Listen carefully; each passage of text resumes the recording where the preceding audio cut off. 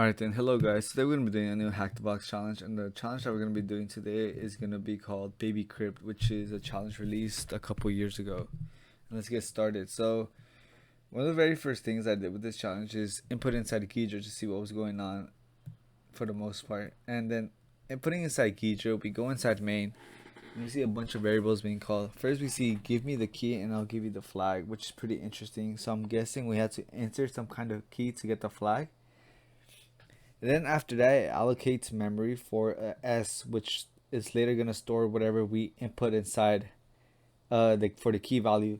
And then within this S, there seems to be some kind of logic right here, which could confuse a lot of people. But I'll just copy this and explain it to you guys for the most part. So we'll go right here.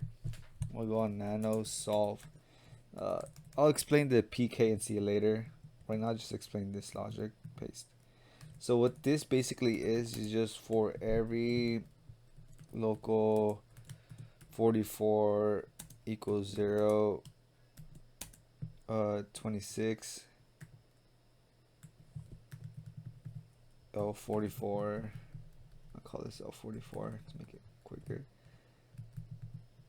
L44, so it's iterating from 0 all the way to 26, and then it's just L44.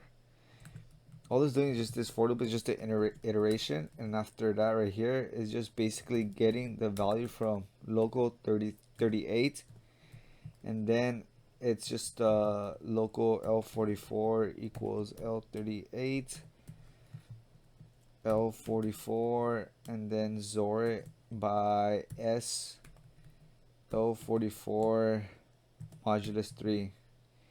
That's basically That's basically what it's doing. It's just doing some XOR encryption onto itself with whatever we input inside here. And what's interesting enough, whatever we're inputting, which is percentage, which is this S, it's only accessing the first three values. And how do I know this? Is because it's usually modulus 3.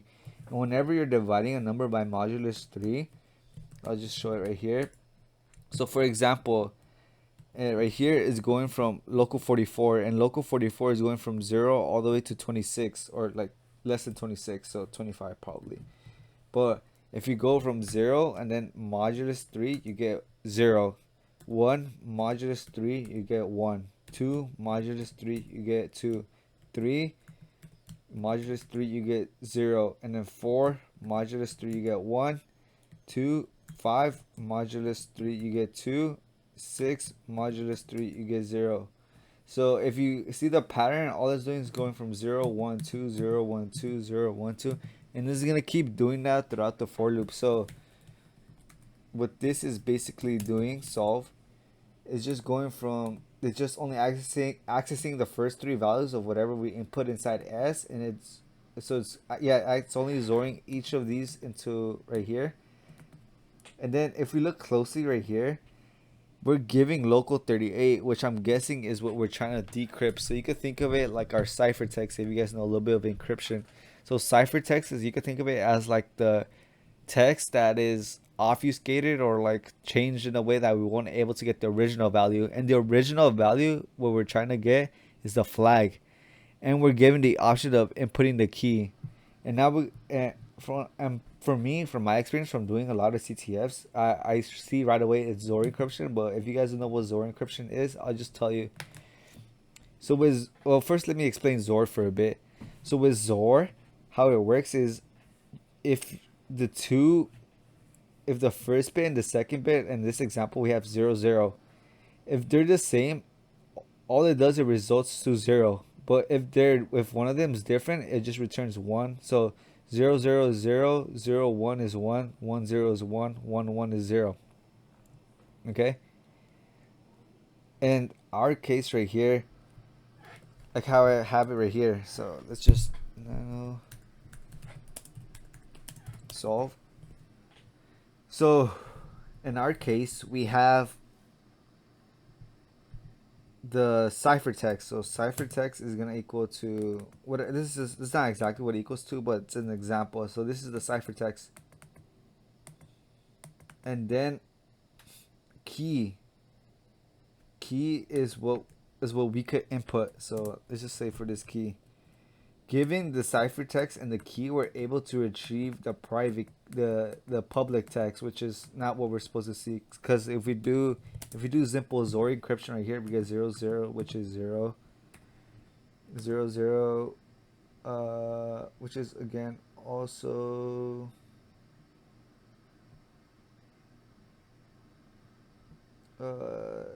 yeah, 0. Oh no, wait, I copied the wrong thing. Yeah. I was like, how was coming out different?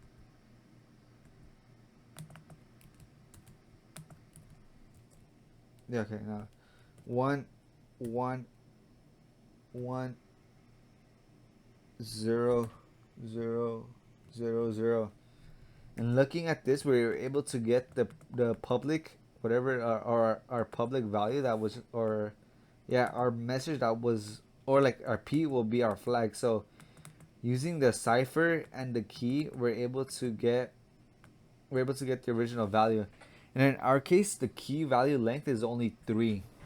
So we only need the first 3 values of key to get our public test. But we know that our flag is going to be formatted by HTB. So all we need to do is just insert hack the box the first 3, and it'll just decrypt it, because we know that the flag format is hack the box and then curly brace and then dot dot dot dot dot dot, whatever. It could be whatever values inside this curly brace, and it ends with that.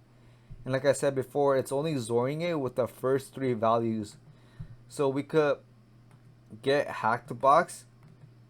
This is gonna be our first 3, because it's gonna show us our key value at the end. So if we do this, and if we just do baby crypt and just enter hack the box, the first 3 values we want is wow.